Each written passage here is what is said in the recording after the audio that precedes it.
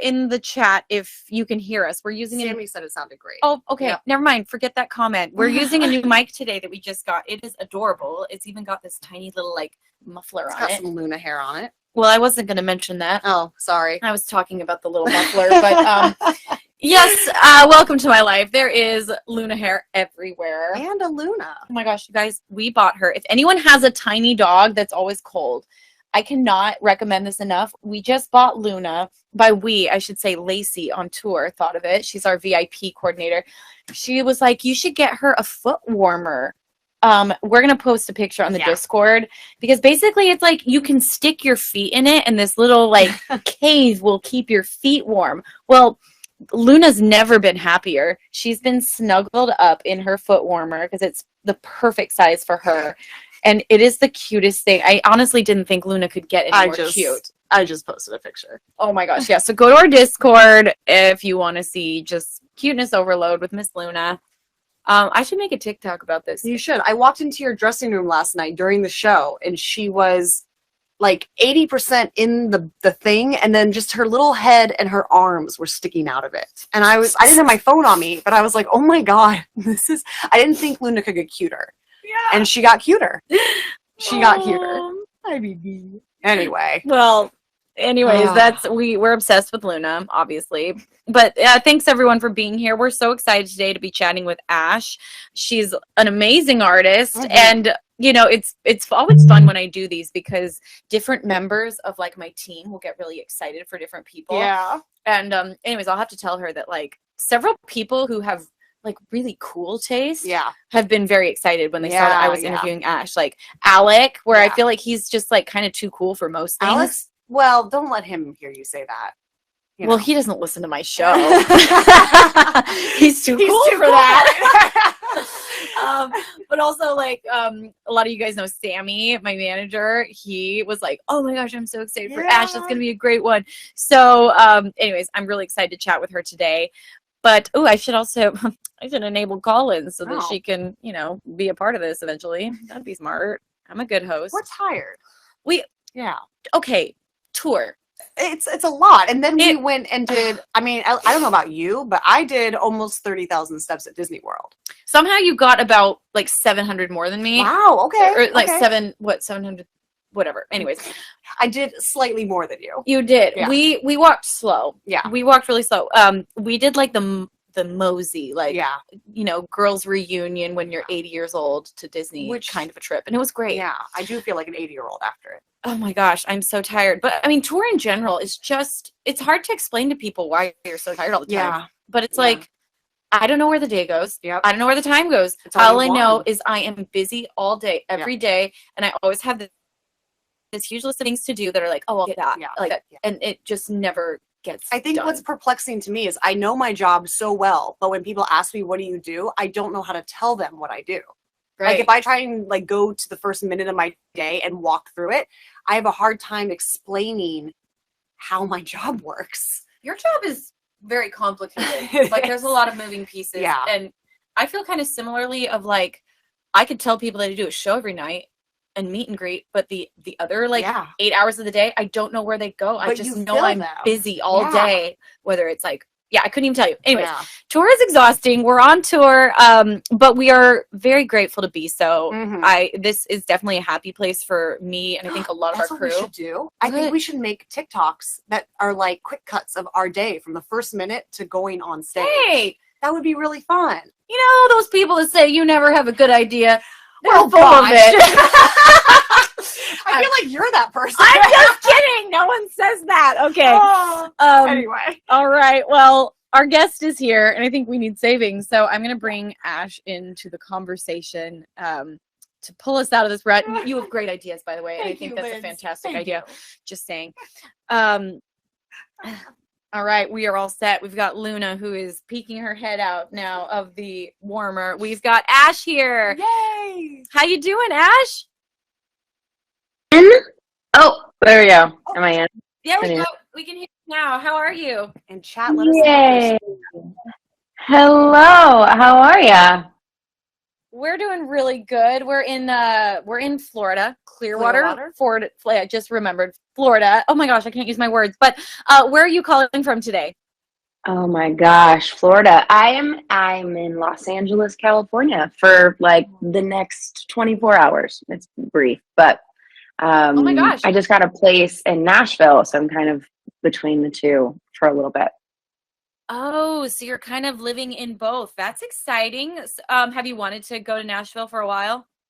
Yeah, I've always loved it. I lived there for a year out of college. By the way, I went to Berkeley, and I remember just everyone, and myself included, being obsessed with you. You're just like you're the like North Star home of like elite musicians, and going to a school like Berkeley, everyone just like bowed down at your incredibleness. So, anyways, you're amazing. And hello. Oh my gosh, that was like the nicest compliment. Thank you so much. I really appreciate that coming from, like you said, the musicians of the world. That means a lot. Thank you. Oh, of course. And I kind of jumped on before I was just like listened to your beginning of the podcast, and I heard you're on tour right now. Is that right? Yeah. We are doing a Christmas tour, and it's so much fun. But I mean, you tour, you kind of know that it's so invigorating and energizing and so draining at the same time. Oh my gosh. I was literally going to ask because I don't know in what universe I could do a podcast while being on tour. I just got back from Australia and did like a, 2-week tour there, and then we flew back and then had a show in Mexico. And I totally understand you. I wish I could explain to all your listeners like what it really feels like. It's just, it's one of the most rewarding experiences, but it's also like, I don't know how you're doing a podcast. I would be just dead. You're incredible. That's crazy. Thank you. Thank you so much for the validation, because we were just joking how words are hard. Yeah. We're like, our brains are not quite on all cylinders. All I know how to do is a show. We're intelligent people, but we don't feel it. You know what I mean? How long have you been out for? Like, are you in the middle? Are you out to like Christmas? What's going on? Yeah, pretty much. Yeah, we go home on Christmas Eve. We've been out for 2 weeks now. Yeah. And so, what oh about my you, gosh. Have you been touring? Have you been like, I know you just released an album. So like, when is the plan to go on the road yourself? Yeah. Oh my gosh. I'm like, can we just talk about you? Because I totally relate to all your experiences right now. There's like, sometimes it's nice to like, there's some camaraderie in someone who gets it, Yes. And I'm like, 1,000%. Yeah, I feel very comforted by your struggle. It is nice to know that you're like not alone when you go through this kind of stuff. You're like, oh, I it's normal to feel this way. That's good. I think you might have muted yourself. Dang it. I knew that was going to happen. That's going to happen again. I'm so sorry. Just keep like, hey, Ashe, come back. Yeah.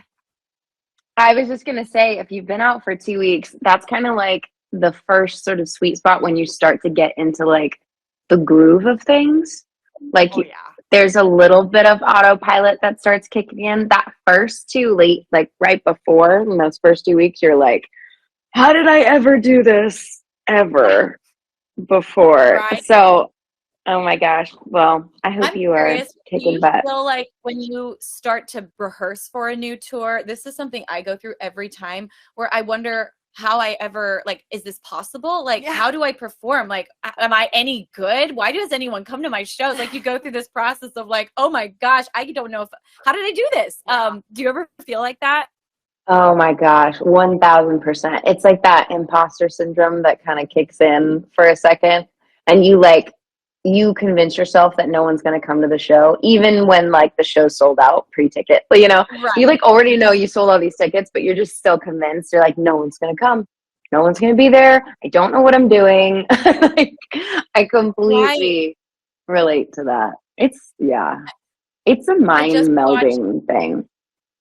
It really is. And we actually just watched the Selena Gomez documentary on our bus, and like in the beginning of it, you just relate so much to her because she's in her dressing room the night before, like, or the night of her last rehearsal for this huge tour, and she's like, I look stupid, like no one's gonna like that, no one wants to see that, I look like an idiot, my costumes are bad, like, and you just are like, oh my gosh, I felt that before. I felt like, girl, man, it's so hard.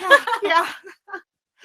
Yeah. I mean, no matter how well you prep or how well you rehearse for something, you also, I mean, I can guess that you probably care as much about it as I do, and you just want to put on the best possible show that you can, and like that's how we love on people, you know, is like getting up there on stage and sharing this sort of communal moment with them, and you put a lot of pressure on yourself to make it, you know, one of the best nights of their life, but you're doing that every single night, or you know, you have a day off here and there, but you know, you're trying to give someone one of the best nights of their life, but it's every night for you. So it's definitely we put a lot of pressure on ourselves, but I'm trying to let a little bit of that go. I go on tour again. I'm done for this year. Praise the universe. Yeah. Well done. Thank you. When you said you're touring through Christmas Eve, I'm like, I just want to hug you across the phone. I just want to give you some love. Thank you so much. I am curious though. So, well, first of all, I love what you said, Risa. That's how we love on people. And it just struck me as you said that. I'm like, oh my gosh, I think that's my love language. Yeah, it is. Like performing. Is sharing and perform, like sharing with people, like, oh, I want to perform, I want to entertain you. Like, I don't think I've ever thought of that before until you said that. But then secondly, I just want to ask you, how do you get through that? You know, you were just saying you're trying to like get past those feelings, and I think as all performers have to find their own way to get past all those feelings. So how do you do that? Well, I don't know that I've figured it out yet. I think it's definitely something I'm working towards. My big next tour starts next year in March, and we go March through May. Oh, wait. March. Yeah, that's correct. And then, but I think letting go of some of the pressure, I think also just reevaluating tour for me and what it means to me. And I'm on the same page as you. It's definitely time spent is my love language. So, or it's like my top one. I think it's like time spent, and then it's words of affirmation. So as a music artist, words of affirmation kind of works so good. At least when they love you, it works great. Right.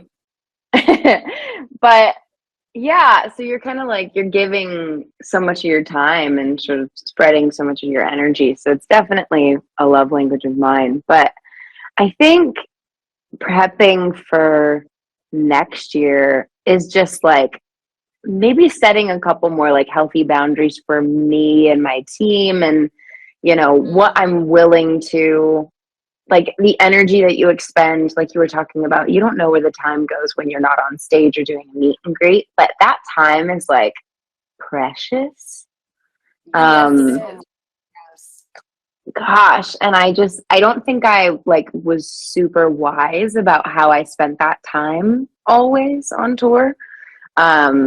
And like sometimes if you have an off day, your team's like, awesome, let's go do press, let's go, like there no off days. And my tour manager Billy Reed is actually really lovely. He always reminds me, he's like, sometimes you just need a 0 day, you know, like just be with yourself, take your off day, make it a complete off day. So I don't know. I definitely don't have the answers yet, because I am, as of this year, I toured, 6 months out of this year. So I'm definitely, oh gosh, you know, I'm at the tail end of like, if you schedule one more show, I'm out. I'm quit. Don't you dare, you know, for this year. So I'm learning, but if you have do you have advice or secrets for me for next year? I'll take them. Oh my gosh. I think we're all just constantly learning. I feel like my pre-show ritual and the way I deal with stress changes it changes probably like every other tour as I learn new things. I feel like routine has become very important to you, Lindsey, on the road. for like Yes. maintaining your energy and your health, just having some sort of routine. Absolutely. I'm a routine person. Yeah. I need structure. And so everybody knows like the times when I am doing this, or this every single day, which might be somebody's hell, but it's actually great for me. But I would say probably the best thing that I've done is just adopt a mantra. And I've told this to my team so many times, but it's that I'm just here to give a gift. Mm-hmm. And it's something a therapist told me one time when I was just completely overwhelmed with the fact that I wasn't enough, and I wasn't, enough in any capacity. I wasn't enough for my team. I couldn't be enough for my fans. My shows weren't good enough. Like in my head, everything was like, I'm not enough. And thankfully, my therapist just was like, Lindsey, you're not supposed to be perfect. You show up to give a gift. You work really hard at that gift. And when you step on stage, that's what you need to remind yourself. And so as I'm about to spiral in the middle of the show and I'm like, oh my gosh, they all are disappointed. They bought a ticket. This is going terribly. I just remind myself, like, I'm here to give a gift. And it kind of stops the spiral and it allows me to like keep going. And I think that's the single best advice I've ever been given as a performer. And that was probably like 3 years ago. And it's kind of changed the way I approach performing. Wow, I love that. Also that the gift could sort of change per night and like what you are able to offer, Right. like that it's going to be sort of like, well, here's as much as I've got for you tonight and I'm going to give it my all, but this is the gift I've got. And it being able to sort of like morph and change as you like grow and change. I love that. Yeah, no, that's beautiful what you just said, because it's true. Like our best is different every single day. It doesn't mean we tried less or we prepared less, but it's still going to be everything we've got, and you seem like that kind of a performer as well. I did look up I looked up some videos of you before this because I was like, I want to see her do her thing. And so cool. we together we watched your music videos. I think the one we both were like, whoa, was let's see which one. On My Way. That one, was so fun with the clown and everything. Yeah. I would love for you to talk us through just kind of, well, one of my first thoughts was the coloring was incredible. So well done. Yeah, we were just like, this is beautiful.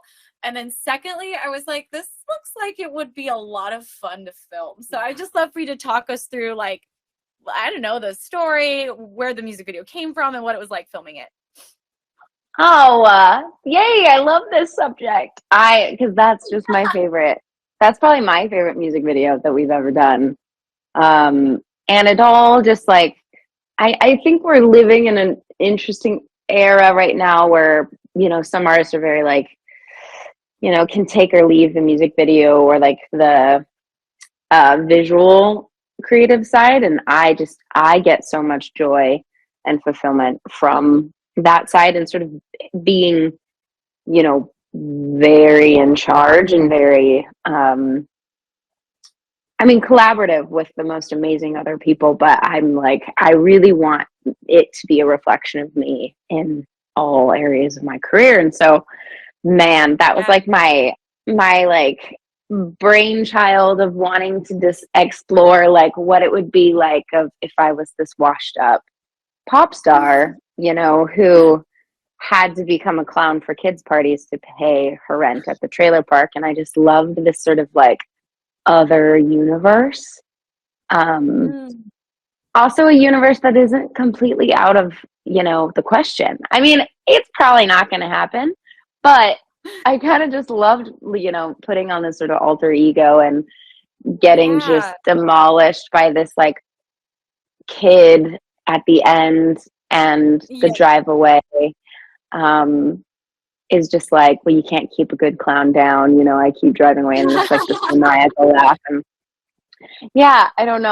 I had a world of fun with that. And it was really special. We also, you noted the color, and we shot it on 35 millimeter, which was sort of, I love shooting on film. It always just looks that much prettier. I don't know. I love it. That makes sense because it has a really soft feel to it. And did you shoot several of your videos on film? Because Another Man's Jeans had kind of the same texture to it. Yeah, we shot, I think Another Man's Jeans, we shot in Mexico and we shot it in, I think it was 16 millimeter, because the rest of the music videos for the album, I believe, I hope I don't sound like an idiot, but are all shot on 35 millimeter. But in Mexico, the first time we went out, we did shoot on 35, but then after we had all flown home and we had shot the whole music video, something had gone wrong with the film. And Are you like kidding me? it's just a little bit trickier of film. And so we had to fly back. I mean, had to fly back to Mexico. It was really gorgeous and I felt very lucky, but we had to fly back and reshoot the entire video, which was like a 2-day. Yeah. But then, yeah, it was devastating. Wow. We shot it on 16 the second time because it's a little bit safer of a medium. But then, yeah. So there you have it. Wow. I just love that you have such a love of film. Like, I think that's really cool. I totally agree with you. Like, when I started to see the music industry change, like for a while, music video was king and YouTube was king. And that's the way that you got your music out there. And that was my bread and butter. And I loved it. And it's been like kind of heartbreaking to realize that it's just like, I probably won't get to, make the kind of music videos I used to make at the scale I used to make them at, 'cause it's just not smart anymore. Yeah. But you better believe I will always make music videos and find a way to do storytelling. And that's why I think I liked that music video so much, because there was such a fun storyline and it was full of personality. And like, I just love telling a story through music. I thought it was really, really cool. Well, thank you. That means the world. I think also, you get to sort of pick and choose how you want to do it, and you can do it on your own terms. And I wish I could sort of, tell that to every sort of music artist coming up. There is a bottom line, and like you were saying, music videos or spending a ton of money on videos these days doesn't have the same return as it used to. But if it's something that you value and you get a lot of, joy from, I think you get to sort of choose where you invest your time and your money into your business. And like, okay, it's a business. Like, where at the end of the day, you're running your own company. And I feel like for me, it's like, okay, maybe I'm not going to make as much money in this medium, but it's how I can really express myself and my fans get to know me better. And I think that's worth more ticket sales, like, than my song getting a bunch of streams. I think them getting to sort of, ooh, I'm intrigued by who she is, I want to go see her live. So there's still a return, but it's in different, it doesn't show up quite the same as maybe it used to or how you might want. But there's my tangent. You're so for you. wise. No, it's so true though. And I think that is, and I oftentimes will kind of weigh all these things in my mind, because I don't think either of us ever expected that we would be business women. I know I didn't realize that was such a big part of being in music. And I'm like, shoot, I should have got a business degree, but, sometimes I'll have those thoughts in my head of like, okay, is this smart? Is this financially okay? But then it's like, wait, at the end of the day, I'm an artist. And I need to be smart, but I also need to fuel my artistic soul. And I need to feed that fan base that has been with me from the beginning in the way that like we all really connect in, and for me, and a lot of that for me is like storytelling and music video related. And so you're so right that you do have to just kind of weigh all these different things. It's not just about the cost and the outcome. It's about like the engagement and your own artist soul, and is it going to feel truly fed still at the end of the day? Yeah, I feel like we start to disregard sort of like what our soul needs as the musician who started this thing, or as the artist who fell in love with writing or songwriting. And I think that this is a conversation I've had with my team as well, as like, listen, if you want me and I want me to do this for a long time, then I have to do it on my own terms, and I have to do it in a way that's self and soul sustainable. And, that's why looking at tour and reevaluating, how I spend my time and all of that. But I'm like, hey, y'all, I'm going to quit if we're not going to do it, I mean, the other option is we either do it sort of on my terms and in a way that I'm going to stay healthy, or I quit and then no one makes any money or gets to do this again. So I think getting clear on like what you want and what you want to create is really, really important. So anyway. Did you have like a mentor that kind of helped you discover all this, or is this just something you realized kind of from the get-go? Because I feel like you have so much wisdom, under your belt already. Oh, that's nice. I don't feel that wise, Lindsay. Especially when you're a lot. Yeah. I mean, I think a lot of this is trial and error, because when I first, it was like 2020 is when my career started to sort of have its moment or day in the sun, because I had a song put in a movie, and that sort of just like was this catalyst to it being heard. And that was when everything started to change, and I just pedal to the metal. That sort of no days off grind was put into place. And I think in a lot of ways that was what was maybe necessary at the time. And I had a lot of energy to do it. But I really burned myself into the ground, because it was it was like a grind. It's been a grind for like 3 years straight since that moment. And so I think, just kind of growing up and getting older and going, wow,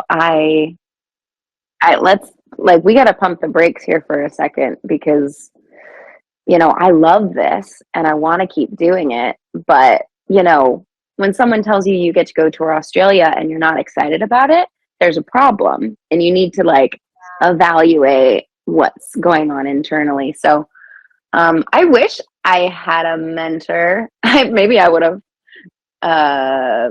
not have had to learn it sort of the hard way. But I mean, I'm so grateful, and the grind's been fun as hell. I'm not going to lie. It's just kind of catching up,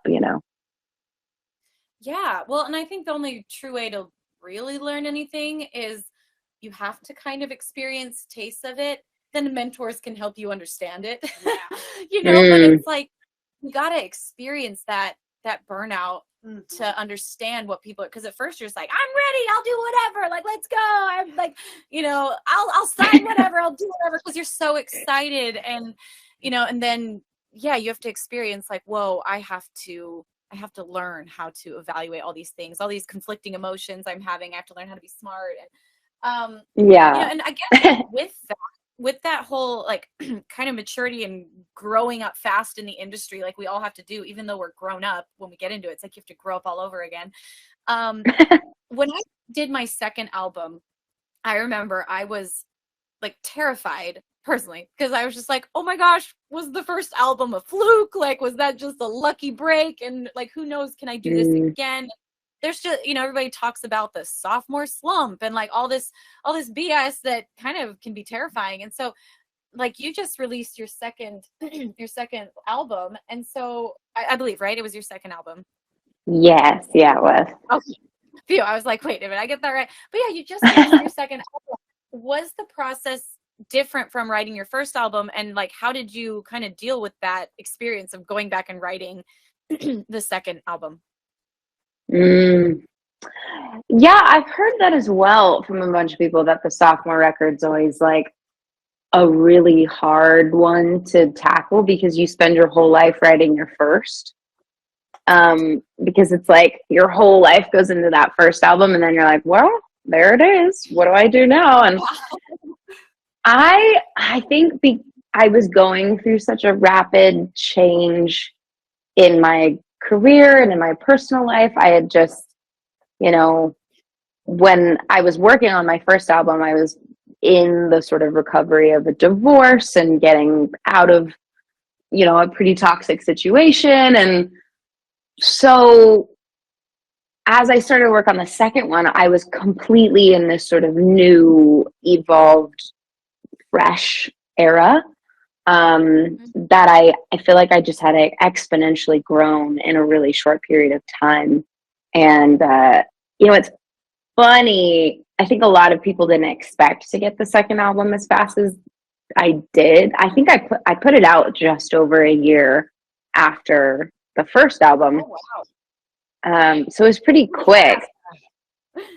Yeah, and I think it maybe took a total of 3 months to write and record max. We just sort of like, I don't know, I was really inspired. Yeah. You have so much to say. I think, yeah, and I knew I wanted to play with all these different sounds that I hadn't before, and I was heading into, my first album was pretty serious and coming out of the divorce, and just a little bit more, oh gosh, I guess serious does feel like the word right now. But then this new album, I was like, I want to play, I want to feel sexy, I want to have fun, I want to kind of dip my toe into that world that I haven't really ever done before. I'm a avid turtleneck wearer, and that's pretty much, it was always that, and very buttoned up. And this new album, like, both metaphorically and literally physically, of like trying on a tank top, it was like this complete sort of shift. And yeah, that there was all this inspiration to just write new music. And I think it was a blessing though, because now I'm kind of glad the second album is done. It's out of the way. Now I kind of have this, I do not feel like rushing the third. I'm like not ready to go there yet. And I'm excited by that. Like I'm going to take my time, I think. And yeah. That's awesome. And it's so exciting to get to have new chapters as an artist, because, you put out a body of work that expresses a time of your life. And that is not to say that's the only layer we as artists have. Like, I've definitely had projects that were like, oh, this is, I'm coming across very, like you said, serious, and like my drama side. And then sometimes it's nice to express like the other sides of yourself. And it's also really great that you have an album that expresses where you're at right now, so you can like kind of enjoy living in the album. Sometimes it takes artists so long to write their projects that they feel like they then have to tour a version of their past over and over again, like in all these shows. Like, that's me from 2 years ago, because that's when I wrote it. So it's really exciting that you get to put out an album that expresses like who you are right now and where you want to be, and like this version of yourself that you're like, this is me right now. Like, that's really cool. Yeah, it's like a fun snapshot. And it's cool when you look back. I mean, ideally, I'm not there yet, but when you're 50 years old, you can kind of put on that record that you created, and it's like a audible scrapbook, of your life and who you were at that time, Yeah. And you really do have like a really nice vulnerability in your writing and in your sound. Do you find it like that's really natural for you to kind of pour that into music, or do you have to work really hard to like draw out that vulnerable side of yourself? Oh, I think it depends on the day, Yeah. I think sometimes it comes very, very naturally, and it feels more intuitive to be vulnerable than it does to sort of guard up for me. Also, there's that, like, what is it, comfort in strangers thing. And while, the people who listen to my music and our fans aren't necessarily strangers, there is a level of separation between us where you can sort of, I feel like I can just sort of bare my soul and be a little bit less. It's like, I don't know how you feel about this, but when you release a really personal song and you think about the world hearing it and you're like, I'm ready, but then you think about, your mom hearing it, or your your stepdad or your brother or whoever, and you're like, oh gosh, I was not thinking about my mom when I wrote this song, and that now it's out in the world and she's going to hear it. It's totally different. That is so true. It's one thing to like throw it into the ether and be like, the people know, but then you're like, oh, but the people close to me, like I wasn't ready to share that secret with them. Like that's such a good point. That's how I feel about like music videos too. And I made this joke with my boyfriend because that On My Way music video, while it's my favorite thing I've ever done, I was scared to death his mother was going to think I was a lunatic. And like we're newly dating, and so I was like, you know, you want your boyfriend's mom to like you and think you're Sure. of sane mind, and you know, she's pretty conservative too. And I was like, oh gosh, she's gonna make me break up with my boyfriend after she sees this. And ironically, she loved it and sent me a really sweet message about it later. But you know, Well, it's one so thing. Sweet. Yeah. We love her. Yeah. We love her. I know. Oh, that's great. I mean, yeah, like you said, though, it's a whole nother story to share with people that you actually know, and you get to see like a live reaction from them. Okay, another thing I thought was really cool is that you have a surprise on your album where you feature Diane Keaton. Oh my god. On your album. I cool. need to hear more about this. And I is she like someone you've always idolized, or how did this come about? Isn't that the most ridiculous thing you've ever heard of? I like smiled so big when I read it. I was like, wait, what? That's amazing. It's like it will forever be the coolest thing I've ever done or have gotten to experience. She's just like, she's always been my number one hero, North Star home. Just, I mean, really in every way possible. I've seen every film she's ever made, which is why I knew she sang, because she sings in a couple of her films. And Wait, do you have a hers? What was that? You have a favorite film that she's done? Oh, gosh. I mean, I love the hits. You know, I love the Something's Gotta Give with Jack Nicholson. Oh, But so good. I know. I also love like Baby Boom and First Wives Club and Father of the Bride. She's just perfect in everything. And she's so herself. I think I've always really admired that about her, that, you know, she seems very uncompromising. And that's really what I would love to be. What was that? Oh, did you get to meet her like when she recorded? Yeah, she showed up to the studio. And I mean, I about died. It was the most insane experience. And then at the day the song came out, her and I got dinner, and her assistant like came in the beginning, and it was like the three of us for a little bit, and then her assistant's like, all right, I'm gonna go home to my husband. And I'm like, you're gonna leave me alone with Diane Keaton? Like, are you sure about that? Do you think that's a wise decision? Like, I'm a big fan. I'm like, I'm a stalker. You don't want to leave her alone with her stalker. No, but we're good friends now. I wish her happy Thanksgiving. We text once in a while, and just like this sort of weird universe that I get to live in now. But yeah, she That's just, so cool. yeah, it's just the coolest thing. I just don't know that I'll ever beat it, you know? That might just always be because that's it for me. Like, you know, when people are like, who would you want to have dinner with? Like, your top 5, and people will be like Barack Obama and Freddie Mercury, and, you know, pick your people. I'm like, it's Diane Keaton, and that's it. I'm done. So, anyways, that's special. amazing. And that's so special that now you'll always have her in this song. When is the music video coming out? That's what I need to know. If I could, I would love to do that. I think she's on film so much. She's probably, we haven't, to be fair, I have not floated the idea to her. So for all I know, she wouldn't shut it down.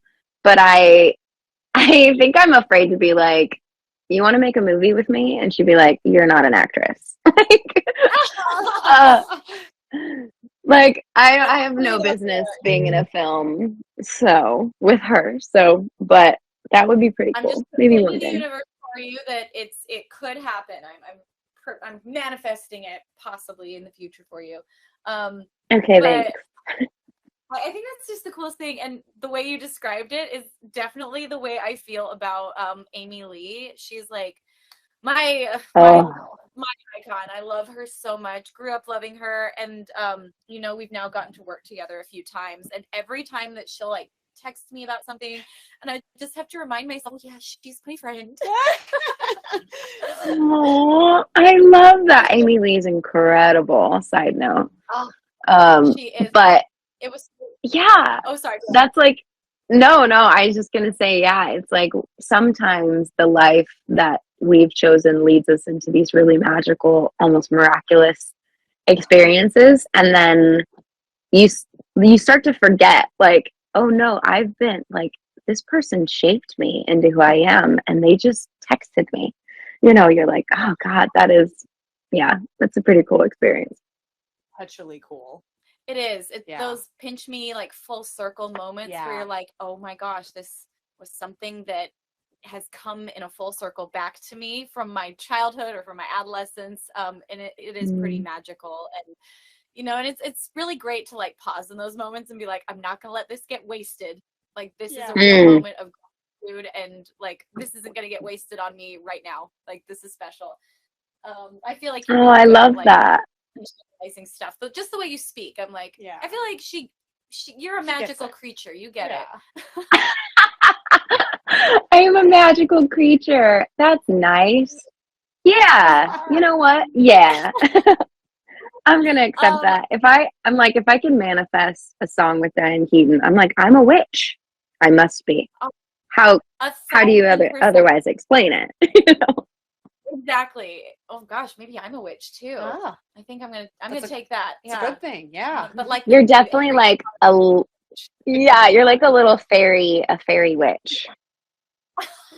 Very Luna Lovegood. Yeah. Yes, we love Luna Lovegood. Yeah. Well, thank you just so much for taking the time to chat with us. And you're fantastic. Yeah, this was so fun. I just feel like so uplifted by everything you said and your conversation. And before we lose you though, I would just love to know, is there anything else that you want to share? Maybe like if there's anything I've missed or anything you're excited that's coming out. Oh gosh.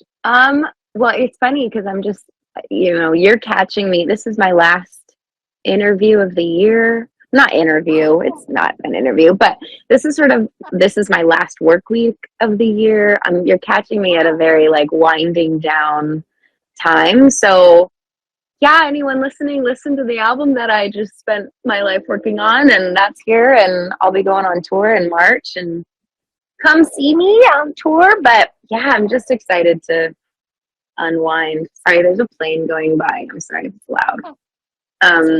But no, I feel very equally uplifted. You are so lovely, and I think the world of you. And break a leg on tour, stay healthy. It's know that when you feel tired and exhausted, just know that you're not alone in that. It's definitely it's just side of what comes with the territory, and drink lots of water. Thank you. Oh my gosh. I'm going to remind myself of that validation you just gave me, probably on a daily basis. But yeah, everybody check out Ashe's latest album. It just came out. It's so good. Fish and I were listening to it before we started the interview while we were actually also watching the music videos, and so much good content. Also, your tour is going to be called Fun While It Lasted. Starts in March, and you're doing 39 dates. Oh my gosh. You go, girl. Thanks. You love energy and validation. But we should play a song. Yeah. We're going to say our goodbyes, but we'll play one of your songs as we kind of like let it all, you know, tune out. So which one would you prefer us to play? On My Way or Another Man's Jeans? Oh gosh. Okay, On My Way. Okay. Well, do whatever you want to do. Oh, you're the best. You've just been so fantastic. So, we'll let you go and get ready to go back to Nashville. Yes. But again, just thank you. And I hope you have a magical Christmas. And I'm so glad you're getting to just kind of shut off after a really long, intense year. Yep. Oh, thank you so much. It's so nice to meet you ladies, and I hope we can meet up in real life. And yeah, thanks so much. I'll talk to you soon, I hope. Yes. Talk to you soon. All right, Merry Christmas. Bye. All right, let's go ahead and play On My Way then. Let's Here do we it. go. You guys are going to love this one. And you should check out the music video. You should. This is the music video she was talking about where she is like a, I don't know how she described it, but she's a clown, a trailer park clown. Yeah, that's accurate and amazing. The best way. Yeah. But here we go. On My Way. Awesome. I love that song. I love it. It's the perfect kind of song that I would want to go on a road trip. I was just thinking that, windows down. Yes. Rolling through a PCH or something. I was just gonna say that. Which actually, I almost want to make it an annual thing to drive down the PCH. Such a great drive. It is such a great drive. Just pick a different friend every year and be like, "Want to go up the PCH with me? Let's do it. Maybe you're my friend this year. There we go. Want to be my friend? I'll be your friend. Thank you. Okay, there we go. I got a friend. I got a soundtrack, and I have a car. Thanks to you. I was gonna say. Thanks to you. She helped me pick my car. Yeah, that was a fun time. That was a fun time. Yeah. The It was a best weird part time. was okay, there's a funny story from this. When we were car shopping, I don't remember what dealership it was, but we walk in and this car salesman. Oh, he was aggressive. He was very aggressive. He came right up to us, and it was obvious that he was very aggressive. Yeah. So we both internally recoiled a little bit. And it's an instant no from us, but Yeah. we got stuck in the situation. right. And before we knew it, we were test driving a car, and before he put us in the car, though, he goes, how do you what are you two? Are you friends? We go, we're sisters. I don't know why that just came out of my mouth. With a greasy salesman, I just wanted to lie. Yeah. So I was like, we're sisters. And then he goes, and then 2 seconds later, What are your names? what are your names? And we both said, Lindsay. And then I go, our mom has a weird sense of humor. Oh my gosh, it was really funny. I love it. This morning I introduced myself to the venue staff. I walked in the venue today and I said, hi, nice to meet you. And the guy goes, what's your name? I said, Lindsay. Not the star. I'm her assistant. It's weird. Don't worry about it. You are the star. You're the star of backstage. I'm the star of the puppets. I don't know the puppets. If you're coming to the show and you see those puppets, you know who the star is. Just know that I handmade those with love. She did. They crack me up every night. Anyway. So yeah, Let's play another. Let's drive down the PCH in our minds to this next song. We have one more song from Ashe. This is Another Man's Jeans.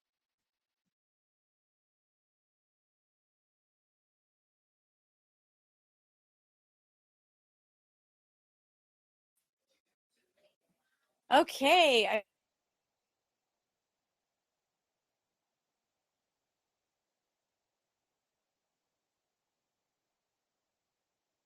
Me for the AMP show today. Loved getting to talk to Ashe. Love getting to chat with you guys and just connect with you every week in this way, because it's amazing getting to tour and see fans in person, but I know there's a lot of you that don't always we don't get close enough to, or can't make it to the show for one reason or the other. So just want to say thanks for being here with us today. Love y'all so much, and Merry Christmas. Bye-bye.